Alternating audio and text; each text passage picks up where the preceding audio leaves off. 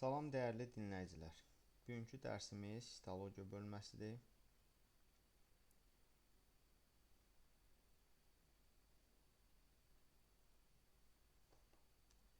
Birinci, bilməliyik ki, histologiya hüceyrə haqqında elmdir. Yunanca sitos sözündən götürülüb, mənası hüceyrə deməkdir. Logos da bütün elmlərdə olduğu kimi mənası elm deməkdir. Histologiya nəyi öyrənir? Histologiya hüceyrənin quruluşunu, kimyəvi tərkibini, funksiyalarını, hüceyrələrin, yəni onların çoxalma və inkişafını, ətraf mühitə uyğunlaşma xüsusiyyətlərini öyrənir. Histologiya elmi mikroskopun kəşfi ilə əlaqədar inkişaf etmişdir. Bu nə deməkdir? Deməli, biz bilirik ki, əksər hüceyrələr adi gözlə görünmür. Bütün hüceyrələr deyə bilmərik. Ona görə də mikroskopun kəşfi həmin əksər hüceyrələrin görünməsinə, mikroskop altında böyüdülmüş formada baxılmasına səbəb olduğu üçün mikroskopun kəşfi ilə əlaqədar inkişaf etmişdir deyirik. Deməli, biz burada bir sıra alimlərin adını çəkib, onların etdiyi işlər haqqında danışacağıq. Burada illər var kitabda, illəri öyrənmirsiniz, ehtiyac yoxdur. Deməli, birinci Robert Hooke. Robert Hooke mikroskopdan ilk dəfə tədqiqat işlərində istifadə etmişdir və Robert Hooke ilk dəfə palıd ağacının mantar qatına baxıb mikroskop altında və biz bilirik ki, gələcəkdə də öyrənəsiniz ki, mantar qatı ölü hüceyrələrdən təşkil olunub. Robert Hooke da ona baxdığı üçün ilk dəfə cansız hüceyrələri kəşf etmişdir deyirik və Robert Hooke ilk dəfə hüceyrə terminini elmə daxil etmişdir. Bu Robert Hooke-a aid olanlar idi. Gəldik Anton van Leeuwenhoek-a. Anton van Leeuwenhoek ilk dəfə canlı bir hüceyrəli orqanizmləri kəşf eləyib. Yəni Robert Hooke-dan fərqli olaraq o canlı hüceyrəni görüb və onun düzəltdiyi mikroskop obyekti 270 dəfəyə qədər böyütmüşdür. Keçdik növbəti alim haqqında deyəcəyik. Burada qeyd etməmişəm, kitablarınızda var. Matthias Schleiden bitki hüceyrəsi haqqında geniş araşdırmalar eləyir və qeyd edir ki, bitkilərin ən kiçik quruluş vahidi hüceyrədir. Theodor Schwann isə heyvan hüceyrələri haqqında araşdırma aparır və qeyd edir ki, heyvanların ən kiçik quruluş vahidi hüceyrədir. Və bundan sonra Theodor Schwann Schleidenin məlumatlarını, topladığı məlumatları özünün topladığı məlumatlarıyla birləşdirir və ümumi belə bir qərara gəlirlər ki, orqanizmin ən kiçik quruluş vahidi hüceyrədir. Və Theodor Schwann 1839-cu ildə, il yenə deyirəm, önəmli deyil, hüceyrə nəzəriyyəsini formalaşdırmışdır. Hal-hazırda bizim öyrənəcəyimiz hüceyrə nəzəriyyəsi müasir hüceyrə nəzəriyyəsidir. Yəni Theodor Schwannın hüceyrə nəzəriyyəsinə bir sıra əlavələr olunub, o şəkildə müasir vəziyyətə gəlib çıxıb. Gəldik Rudolf Virxova. Yəni burada mən Rudolf Virxov deyirəm. Rudolf sözünü bilməsəz də olar. Virxov desəz kifayətdir. Theodor Schwanna Schwann desəz bəs eləyir və yaxud da Schleiden, Matthias Schleiden yox, Schleiden desəz bəsdir. Virxov deməli nə edir? Theodor Schwann və Schleiden belə düşünürlər ki, hüceyrə orqanizmdə qeyri-hüceyrəvi quruluşa malik maddələrdən yaranır. Amma Virxov deyir ki, xeyr, hüceyrə, bütün hüceyrələr bölünmə yolu ilə ana hüceyrədən əmələ gəlir. Bax, bu məlumat Rudolf Virxova məxsusdur və biz önümüzdə hüceyrə nəzəriyyəsini görəndə deyəcəyik ki, üçüncü müddəa məhz Rudolf Virxovun müəyyən etdiyi hissə ilə əlaqədardır. Gəldik Karl Berə.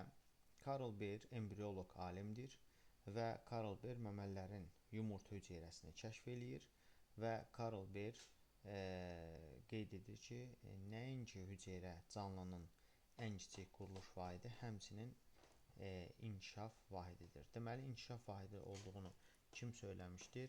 Karl Ber söyləmişdir. Keçirik növbəti hissəmizə. Burada 5-i silirəm, bu 4-ün içərisinə daxildir. Tənzimlənir. Deməli, hüceyrə bütün canlı orqanizmlərin ən kiçik quruluş və inkişaf vahididir. Birinci müddəanın formalaşmasında Schleidenin də, Schwannın da və Karl Berin də rolu var. Karl Ber inkişaf sözünü qeyd eləyib. Ən kiçik quruluş vahidi olduğunu da Şvan bitki üçün söyləyibdir. Şvan heyvan hüceyrəsi üçün söyləyib. Şleyden isə bitki hüceyrəsi üçün söyləyibdir. Gəldi ikinci, bütün orqanizmlərdə hüceyrələr quruluşuna, kimyəvi tərkibinə, həyat fəaliyyətinə və maddələr mübadiləsinin gedişinə görə oxşardır. Müddəaları bir-bir mütləq ardıcıllıqla bilmək lazımdır. Məsəl üçün, mən deyəndə ki, ikinci müddəa hansıdır? Sən bilməlisən ki, ikinci müddəa bütün orqanizmlərdə hüceyrələr, yəni quruluşuna görə, kimyəvi tərkibinə görə bunu deməlisən. Yoxsa ardıcıllıq yadımda deyil, bu o şəkildə soruşulmur, testlərdə ardıcıllıqdan soruşulur. Hüceyrələrin çoxalması onların bölünməsi yolu ilə baş verir. Demişdik ki, bu müddəa Rudolf Virchow'un adından bağlıdır. Və hər bir yeni hüceyrə bölünmə yolu ilə ana hüceyrədən yaranır. Dördüncü, mürəkkəb quruluşlu çox hüceyrəli orqanizmlərdə burada önəmli hissə nədir? Mürəkkəb quruluşu olmalıdır və çox hüceyrəli olmalıdır. Hüceyrələr yerinə yetirdikləri funksiyalarına görə ixtisaslaşaraq toxumavi orqanlara əmələ gətirir. Toxumavi orqanlar da sinir və humoral yolla tənzimlənir. Burada mən belə bir qeyd deyəcəm. Deməli, bütün çox hüceyrəli canlılarda toxumavi orqanlar var ifadəsi yanlışdır. Məsələn, bağırsaq boşluqlar, süngərlər, çox hüceyrəli yosunlar və göbələklərdə toxumavi orqanlar olmur. Amma bunun əksi hər zaman doğrudur. Əgər toxumavi orqanı varsa, canlı çox hüceyrəlidir, bu doğrudur. Keçirəm növbəti hissəmizə. Məsələn, bununla bağlı sual düşür ki, dördüncü müddəanı bir hüceyrələrə aid etmək olarmı? Xeyr, çünki çox hüceyrələrə aid edirsən. İkinci sual düşə bilər ki, birinci müddəanı bütün çox hüceyrələrə aid etmək olarmı? Xeyr, çünki demişik ki, bütün çox hüceyrələrdə toxumavi orqanlar ifadəsi yanlışdır. Gəldik. Hal-hazırda maddi həyatın 3 forması mövcuddur. Eykaryotlar, prokaryotlar və viruslar. Yunanca EU yaxşı deməkdir. Karyon isə nüvə adlanır. Karyon gələcəkdə görəcəksiniz bir neçə yerdə nüvəli orqanizmlərdir və nüvəli o deməkdir ki, formalaşmış nüvəsi var. Deməli, bir və ya çox hüceyrəli olmasından asılı olmayaraq bitki, göbələk və heyvanlar aləminə aid olan orqanizmlərin hamısı eykaryotdur. Yəni sizin üçün bir dənə asan yol nədir? Bir dənə bilin ki, prokaryot deyəndə bakteriya və göy-yaşıl yosun. Göy-yaşıl yosunun ikinci adı nədir? Siyanobakteriya. Yəni göy-yaşıl yosun deyil, siyanobakteriyadır. Yəni bunu bilməyimiz lazımdır. Prokaryotlar Yunanca pura əvvəl, qədər tərcüməsini verir. Əvvəl, qədər və s. Karyon nüvədir, nüvəsiz orqanizmlərdir. Prokaryotlara bakteriyalar və göy-yaşıl yosunlar, siyanobakteriyalar aiddir. Viruslar isə canlıdır, amma hüceyrəli həyat formasıdır. Ona görə deyirik ki, əksər canlılar hüceyrələrdən təşkil olunub. Çünki virus canlı olsa da hüceyrələrdən təşkil olunmayıb. Virusologiya elmi öyrənir və eykaryot orqanizmlərin hüceyrələri 3 əsas hissədən ibarətdir. Eykaryot dediyi üçün burada mütləq nüvənin olduğunu qeyd eləməliyik. Deməli, birinci hissəmiz qılafdır, haqqında danışacağıq. İkinci hissəmiz sitoplazma və üçüncü hissə nüvə. Başlayaq qılafdan. Qılaf istənilən hüceyrədə 2 hissədən ibarətdir. Xarici qılaf və daxili qılaf. Bizim yəni öyrənəcəyimiz xarici qılaf əgər bitki, göbələk, bakteriya hüceyrəsidirsə, bu adlanır. Onların xarici qılafı adlanır hüceyrə divarı. Yox, əgər heyvan hüceyrəsidirsə, onun xarici qılafı adlanır qlikokaliks. Gəldik daxili qılafa. Daxili qılaf isə həm heyvanda, həm bitkidə fərq etməz plazmatik membran adlanır. Xarici qılaf, hüceyrə divarı adlananlar. Bitki dedik, göbələk dedik, bakteriya dedik. Bitkidə nədən ibarətdir? Sellulozadan öyrənəcəyik mürəkkəb karbohidratdır. Göbələklərdə də xitindən, xitin də mürəkkəb karbohidratdır bilirik. Qalındır. Qalındırsa demək ki, xarici skelet rolunu oynayacaq və işıq mikroskopunda aydın görünür. Glikokaliks heyvan hüceyrələrində olur. Bir dənə heyvanda onu öyrənirik. Buna ehtiyac yoxdur. Nədən ibarətdir? Karbohidrat, sulal və lipiddən. Nazik və elastikdir. Nazikdirsə təbii ki, elastik olma ehtimalı yüksəkdir və ona görə də xarici skelet rolunu oynamır. Deməli, bitki hüceyrəsindən heyvan hüceyrəsinin xarici qılafı eyni funksiya yerinə yetirmir. Məsələn, nazik və elastikdir, görsən xarici elektronunu oynamır. O isə qalın idi, xarici elektronunu oynayırdı. İşıq mikroskopunda da görünmür. Növbəti hissəmiz plazmatik membranın quruluşudur. Bu şəklə diqqətlə baxın. Kitabımızda olan şəkil də əla verilib. Deməli, baxın, bu şəkildə bura sitoplazmadır. Sitoplazmanın üstündə olur plazmatik membran. Həmin o plazmatik membran ibarətdir 2 cərgə düzülmüş lipid molekullarından və onlar arasında səpələnmiş zülallardan. Zülallar kiçik ölçülü, böyük ölçülü ola bilir. Bəzi zülallar, məsələn, baxın, bu zülal görürsünüz lipid qatını deşib xaricə çıxıbdır. Bu zülallar lipid qatından çıxdığı zaman ya ona karbohidrat birləşir. Karbohidrat birləşibdirsə, həmin bu zülala bu adlanır glikoprotein. Yox, əgər gəlib buradakı lipidə birbaşa, məsələn, gördüyümüz belə tutaq ki, bu gördüyümüz karbohidratlardan birləşibsə, bu isə adlanacaqdır glikolipid. Yəni, lipidə birbaşa birləşirsə karbohidrat glikolipid, ondan çıxan, deşib keçən zülala birləşirsə glikoprotein adlanır. Deməli, sual düşərsə, plazmatik membran nədən ibarətdir? 2 cərgə lipid molekullarından və onlar arasında səpələnmiş zülallardan. Bəzi testlərdə belə bir şeylər yazırlar ki, 2 cərgə lipid molekullarını cərgə deyəndə membranda, plazmatik membranda neçə lipid cərgəsi var deyəndə deyirik 2, neçə lipid qatı var deyəndə həmin o 2 cərgəni bir qat kimi nəzərdə tuturlar, deyirlər 1. Amma abituriyentlər üçün inanmıram ki, belə bir şey salalar, amma hər ehtimala ağlınızda olsun. Keçdik, plazmatik membranın funksiyaları, səd funksiyası var, yəni hüceyrəni kənardan əhatə eləyir, başqa hüceyrələrdən ayırır. Əlaqə hüceyrə ilə hüceyrə arasında əlaqəni təmin edir. Siqnal funksiyası həmin o plazmatik membranı deşib keçən zülallar, gələcəkdə zülalların funksiyasını keçəndə öyrənəsiniz. Üçüncülü quruluşlu zülallar siqnal funksiyasını yerinə yetirir. Və dördüncü daşınmadır. Biz burada 2 dənə nəql öyrənəcəyik. Pasiv nəql var, bir də aktiv nəql var. Aktiv nəql haqqında geniş danışırıq ki, fagositoz və pinositoz var. Fagositoz o deməkdir ki, plazmatik membran necə baş verir? Plazmatik membran vasitəsilə iri və bərk hissəcik hüceyrəyə daxil olur. Bu adlanır fagositoz. Fagositoz prosesi yalnız heyvanlar aləmi üçün mövcuddur. Çünki onların xarici qılafı nazikdir.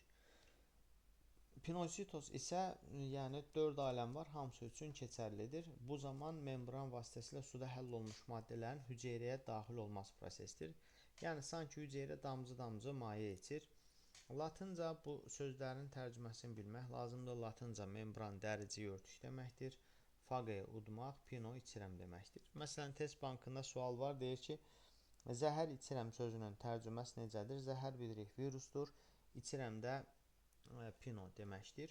Və mən sizə bir dənə şəkil açıram, baxın bu şəkilə. Görürsünüz, burada fagositozda bu məsələn hər hansı bir hüceyrədir. Gördüyüm bakteriyadır, tutaq ki, gəldi, düşdü bura və plazmatik membranı içəriyə doğru çökdürdü və içəriyə doğru düşdü. Burada da bu prosesdə də pinositozu əks etdirən bir sxemdir. Bunlar Güvənin kitabında olan şəkillərdir, ora baxa bilərsiniz. Keçdik növbəti sualımız hissəmizə. Sitoplazma hüceyrənin Yunanca plazma dolduran deməkdir. Sitos hüceyrə deməkdir. Nüvə və hüceyrə orqanoidləri burada yerləşir. Nüvə dediyimiz üçün bura ekariot yazmışam, çünki nüvəlidirsə ekariotdur. Hüceyrənin daxili möhtəviyyatını təşkil edir. Bəzən çaşdırıcı sual qoyurlar, deyirlər orqanizmin daxili möhtəviyyatı. Xeyr, hüceyrənin daxili möhtəviyyatını təşkil edir. Bütün hüceyrə orqanoidlərini bir-biri ilə əlaqələndirərək vahid sistem halında birləşdirir və birgə fəaliyyətini təmin edir. Hüceyrənin skeletini, yəni buna sitoskelet də deyirlər, hüceyrə skeleti, sitoskelet təşkil edən mikroborucuqlar və saplar burada yerləşir. Mikroborucuq öyrənəcəyik nəyin çıxıntılarına deyirlər.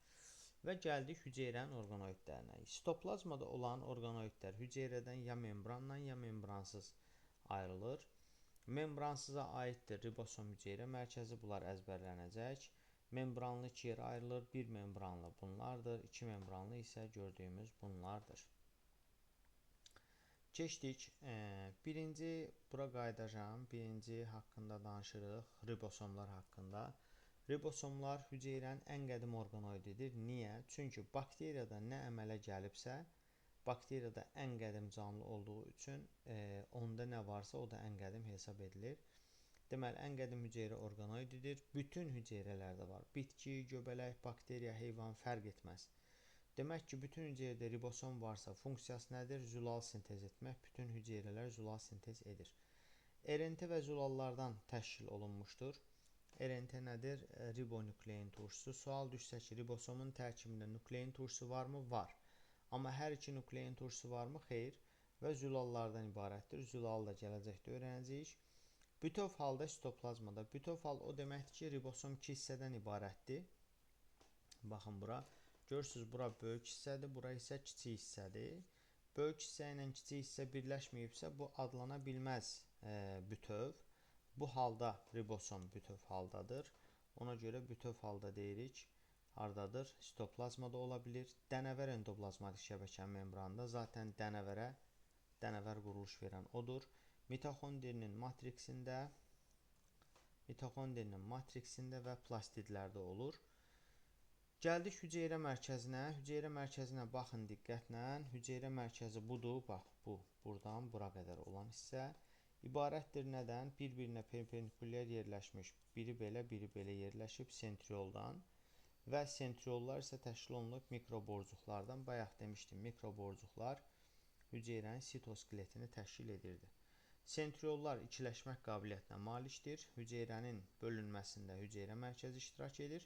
Siz bir dənə bunu bilsəz kifayətdir. Ali bitkilərin, yəni bu artıq kitablarda yoxdur. Ali bitkilərin hüceyrələrində sentriollar olmur. Yəni hüceyrə mərkəzi yoxdur deyə bilərsiniz. Keçdik endoplazmatik şəbəkə. Şəklini göstərirəm, baxın. Gördüyümüz kimi bu üstündə dənəvər nöqtə-nöqtələri görürsünüz bunları. Bu adlanır dənəvər endoplazmatik şəbəkə. Bu isə hamar endoplazmatik şəbəkədir. Görürsünüz, üstündə dənəvər quruluşu yoxdur. Və nədən ibarətdir? Quruluş etibarilə. Hamar da, dənəvər də fərq etməz. Deməli, müxtəlif ölçülü və formalı kanallar və boşluqdan. Məsələn, bu kanaldırsa, bu nə edir? Boşluğudur. Kanallar və boşluqlar sistemindən təşkil olunmuşdur. Və haqqında danışacağıq ki, dənəvər endoplazmatik şəbəkədə ribosom olduğu üçün orada zülal sintez olunur. Hamarda yoxdur ribosom. Orada yağ və polisaxarid. Polisaxariddə mürəkkəb karbohidrat sintez olunur və ya karbohidrat sintez olunur da deyə bilərik. Maddələrin daşınmasını təmin edir. Bu yanlışdır bu. Bunu silirəm.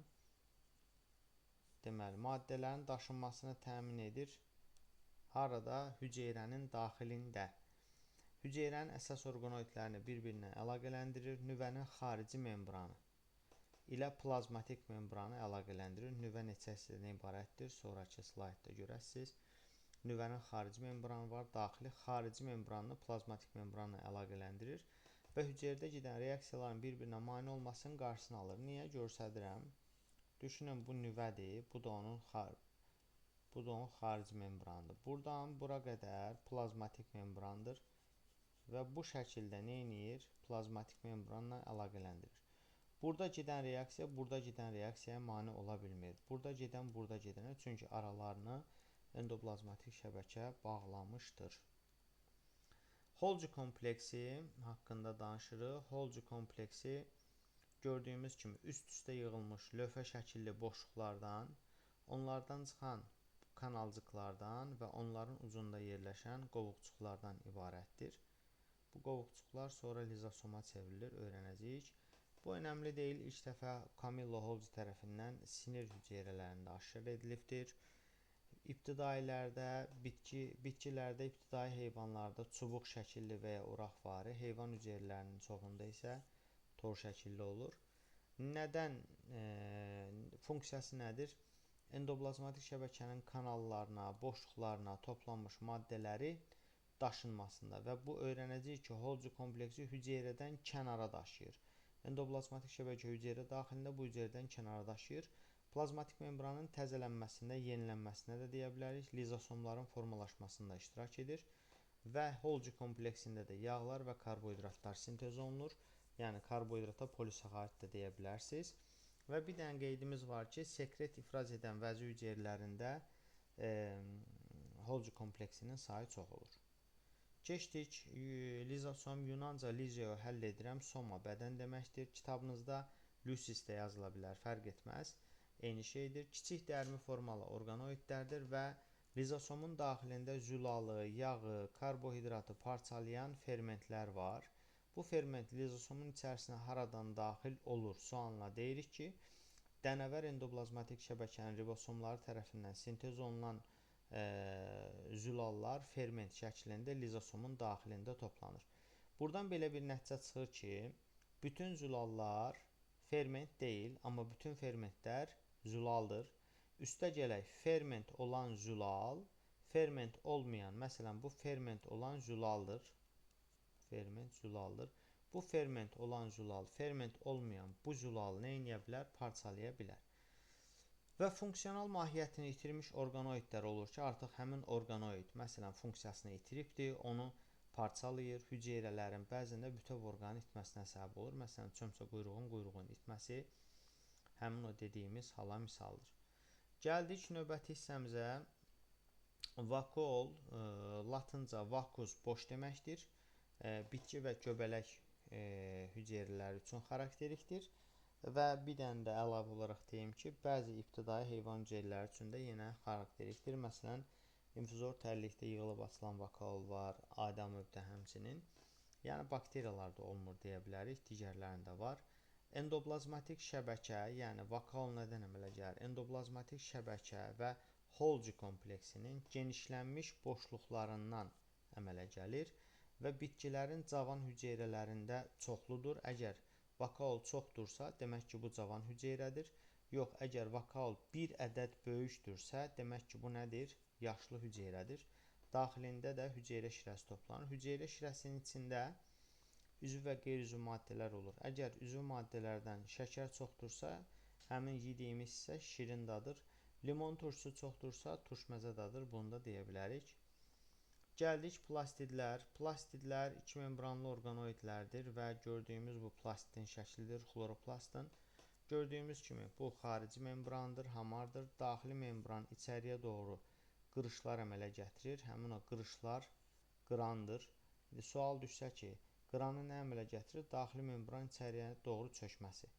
Gördüyümüz kimi daxili və xarici membran arasında membranlar arası boşluq var, iki membran arasında boşluq və qıranlar təşkil olunmuşdur tilakoidlərdən və gördüyümüz kimi qıranların arasında məsələn buralar boşdur, həmin o boş olan hissələr adlanır stroma adlanan maye ilə stroma adlanır, həmin o stroma mayedir, qıranlar arasında boşluqları doldurur. Plastidlər üç yerə ayrılır. Xloroplastlar, xromoplastlar, leykoxloros yaşıl deməkdir. Demək ki, xloroplast yaşıl rəngdədir. Plastidis formalaşmış, düzəldilmiş deməkdir. Xromoplastlar sarı, qırmızı, narıncı, leykoplastlar isə deyirik ağ və ya bəzi kitablar rəngsiz yazır. Xloroplastlar misal tərcüməsini dedik. Stromasında nə var? Deməli, DNT-si var, halqa şəkilli, RNT-si var, müxtəlif fermentləri var, ribosomu var və ATF-i var. Demək ki, xloroplastın DNT-si varsa, özü ikiyə bölünmə yolu ilə çoxala bilir və qeyri-üzv maddədən üzv maddə fotosintez prosesində sintez edir, öyrənəcəyik gələcəkdə və burada ATF də sintez olunur. Xromoplastlar Yunanca xroma rəng deməkdir. Fotosintez prosesi burada getmir. Artıq bunların rəngi də dəyişmiş olur. Bitkilərə müxtəlif rəng verir. Məsələn, limona sarı rəng verən xromoplastdır.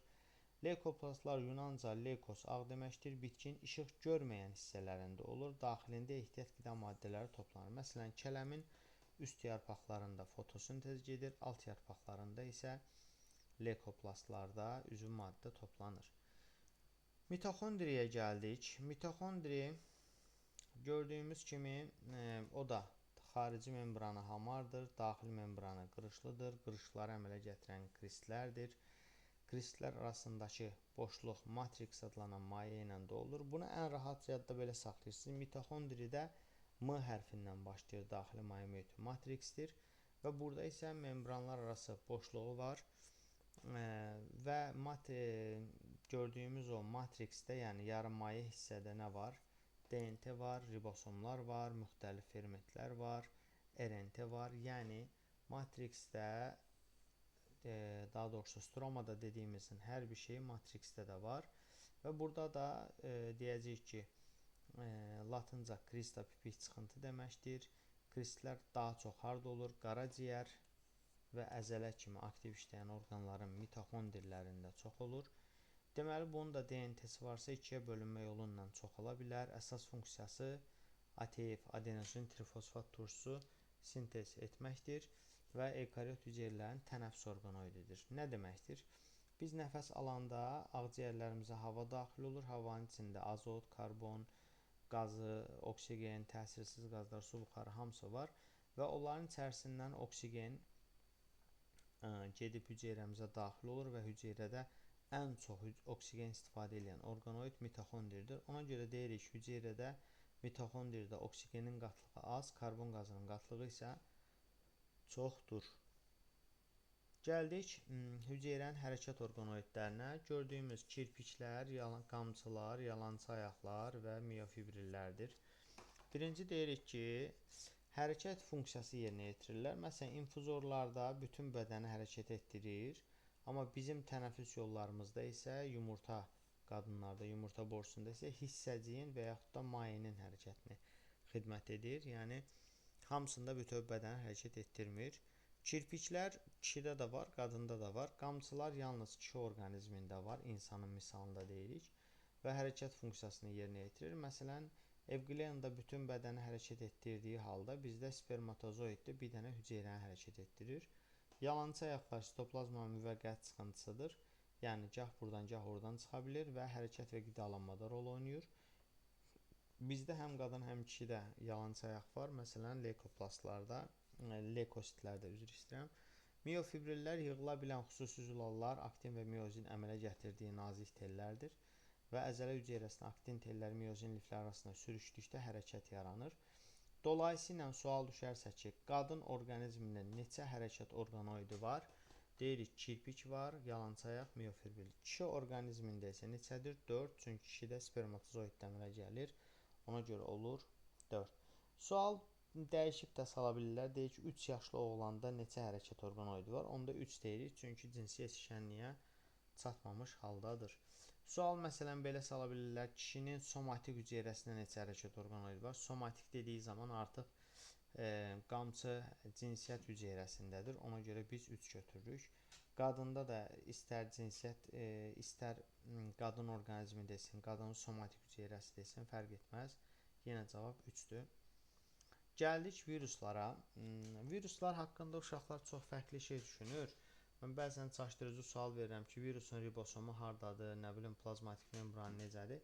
Oturur fikirləşir. Virusda heç bir şey yoxdur. Virus latınca zəhər deməkdir. Ivanovski tərəfindən kəşf edilibdir. İli önəmli deyil, alimin adı önəmlidir. Və hüceyrə səyahət formasıdır. Hüceyrənin daxilində parazit eləyir. Hüceyrə daxili parazitlərdir.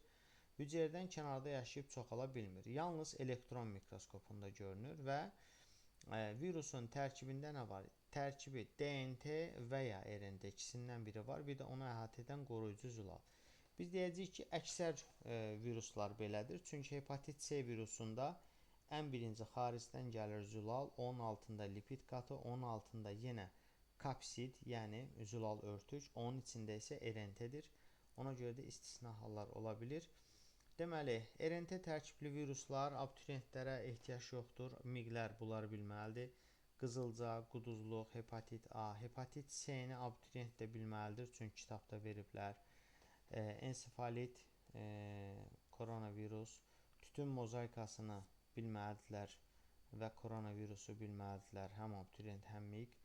DNT tərkibliyə də çiçək, hepatit B, bakteriyofag virusu və s. aiddir. Bu bakteriyofag virusu, deməli, bakteriya hüceyrəsinə daxil olur və onu içərdən məhv eləyir. Ona görə də bakteriya xəstəliklərinin müalicəsində bakteriyofagdan istifadə edə bilərik.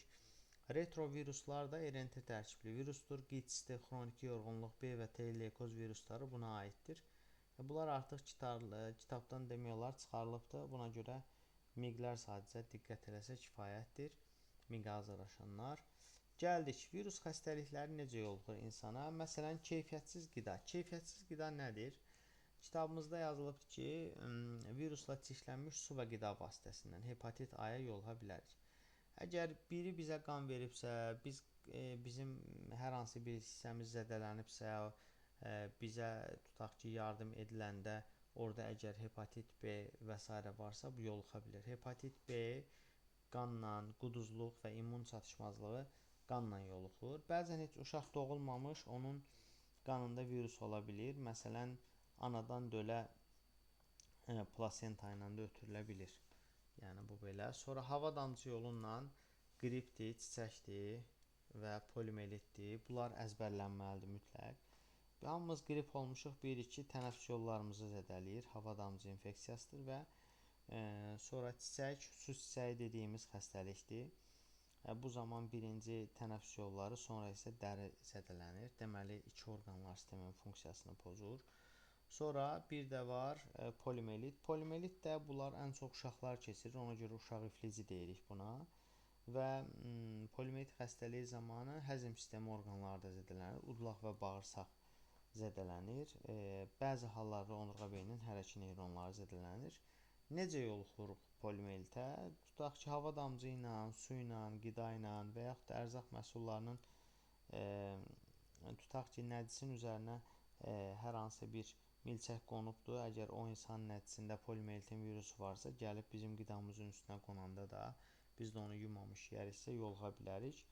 Və viruslar haqqında mütləq bunu bilməliyik. Viruslar bitkilərdə, göbələklərdə, bakteriyalarda və heyvanlarda hamısında xəstəlik törədib parazitlik edirlər.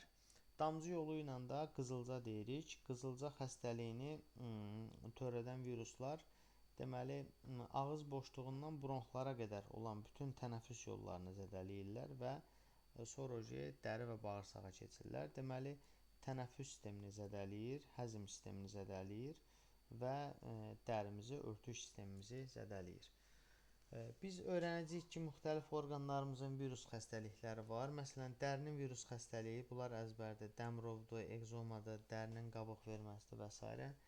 Qaraciyərin virus xəstəliyi, hepatit A, B, C və s. və deyirik ki, hepatit virusları yoluxmuş qaraciyər hüceyrəsi nekroza uğrayır, yəni quruma baş verir. Tənəffüs yollarının virus xəstəliyinə də qripdir, zökəmdir, COVID-19-dur və s. aiddir. Və burada növbəti hissəmiz nədir? Antroponoz nədir? Zooantroponoz nədir? Deməli, ümumiyyətlə yayılma, yəni epidemioloji xarakteristikasına görə viruslar iki yerə ayrılır. Antroponoz, zooantroponoz. Antroponoz yalnız insanların tutula biləcəyi xəstəlikdir. Kitabımız bir dənə poliomeliti verib. Bunu bilsəz kifayətdir. Qızılca da sadəcə buna aiddir, bilin. Zooantroponoz heyvanlardan insana keçə biləcək xəstəlikdir. Məsələn, it bizi dişlədiyi zaman quduzluq və yaxud da quşlardan quş qripi keçmə ehtimalı olur.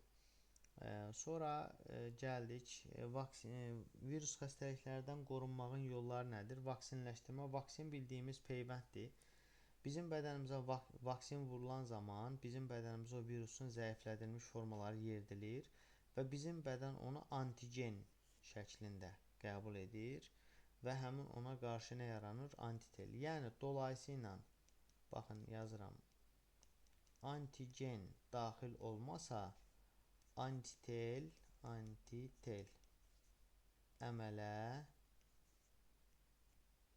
əmələ gəlmir. Antigen daxil olmasa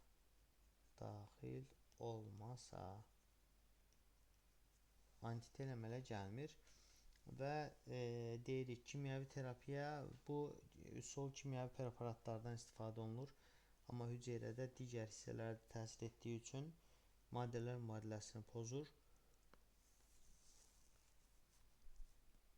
İnterferon hüceyrə tərəfindən virusun təsirinə qarşı sintez olunan qoruyucu zülaldır. Yəni, interferon nədən təşkil olunub desə, soruşa bilər, yəni amin turşularından, çünki zülaldır.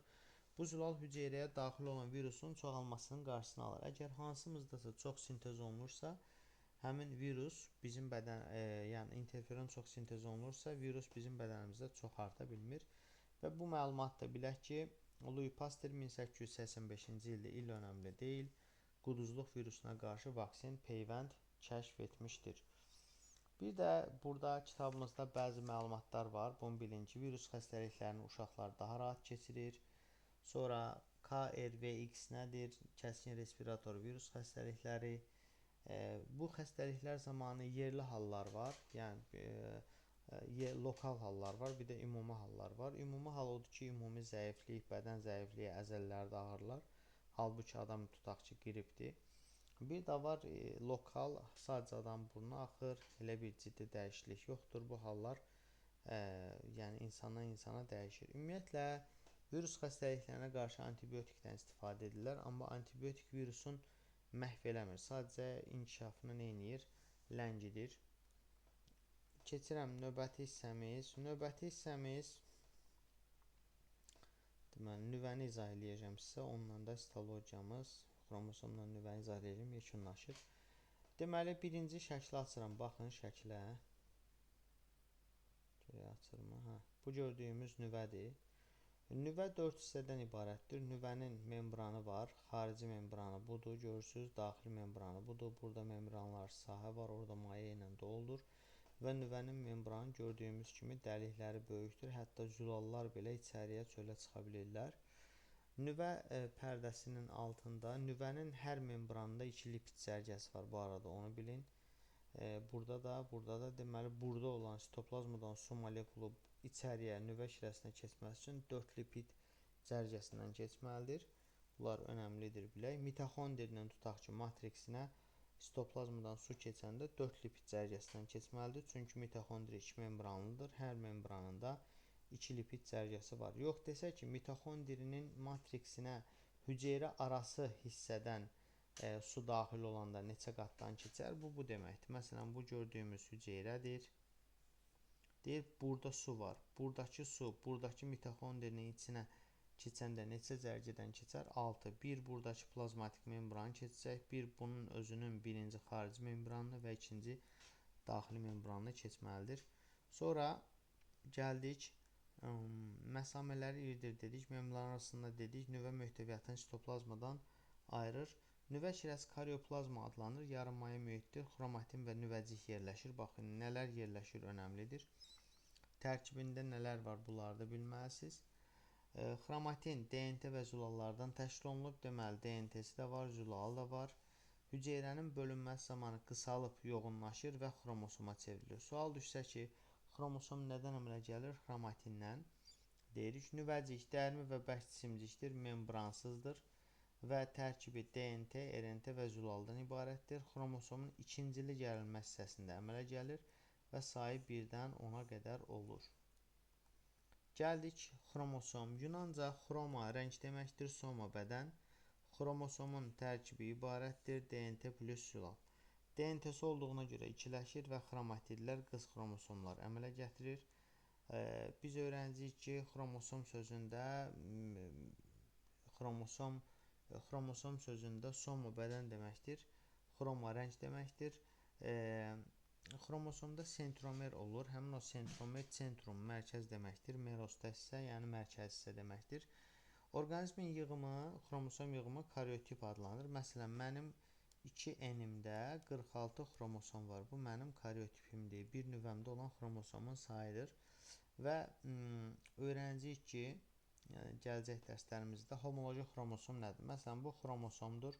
Bunda böyük A geni var, bunda kiçik A. Bunlar homolojidir. Niyə? Çünki eyni geni daşıyırlar, eyni ölçülü və eyni formalıdırlar. Bunlar istəyir böyük olsun, istəyir kiçik olsun.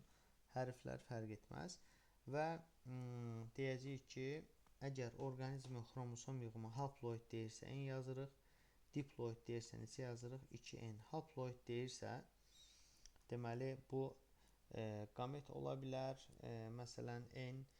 Diploid deyirsə, bu qamet də ola bilər. Bədən hüceyrəsində, məsələn, niyə qamet də ola bilər deyirəm. Tutaq ki, 4N-in qameti neçə N-dir? 2N-dir. Amma N-in özü qamet ola bilər. Hər hansı bir bu meyoz keçirərsə 0.5 N-ə düşür. Belə bir şey də yoxdur, bilirik. Və mən sizə 2 xromatidli və 1 xromatidli xromosomlar nədir? Onları izah edirəm. Baxaq bura.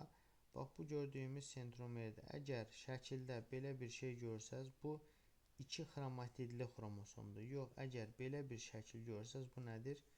1 xromatidli. Yəni 2 qulaq deyək, 1 xromatiddir.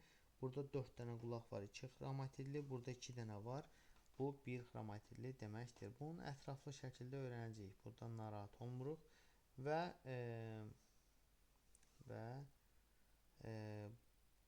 belə bir şey deyirəm, yadda saxlayırsınız. Əgər hər hansı bir hüceyrə daxilində bir membranlı orqanoid varsa, mütləq orada 2 membranlı orqanoid var. Amma bu anlama gəlmir də ki, məsəl üçün bizim bədənimizdə endoplazmatik şəbəkə var, mütləq 2 membranlıdan biri var. Məsəl üçün mitoxondri var, amma xloroplast yoxdur. Amma bitkidə 1 membranlıdan endoplazmatik şəbəkə var, həm 2 membranlı xloroplast var, həm də tutaq ki, 2 membranlı mitoxondri var. Göbələklərdə plastidlər olmur, bunları bilməliyik. Ribosomlar, məsələn, membransızdır. Deməli, 1 olan yerdə 2 oldu, 2 olan yerdə 1 oldu. Ribosom bakteriya hüceyrəsindədirsə, orada hər hansı bir membranlı quruluşdan söhbət gedə bilməz və bakteriyada membransız orqanoid olan hüceyrə mərkəzi də olmur. Sonra membransız orqanoid varsa, orada 1 membranlı da, 2 membranlı da ola da bilər, olmaya da bilər. Amma 1 olan yerdə həmişə 2, 2 olan yerdə də həmişə 1 olur. Dərsimiz bu qədər uşaqlar.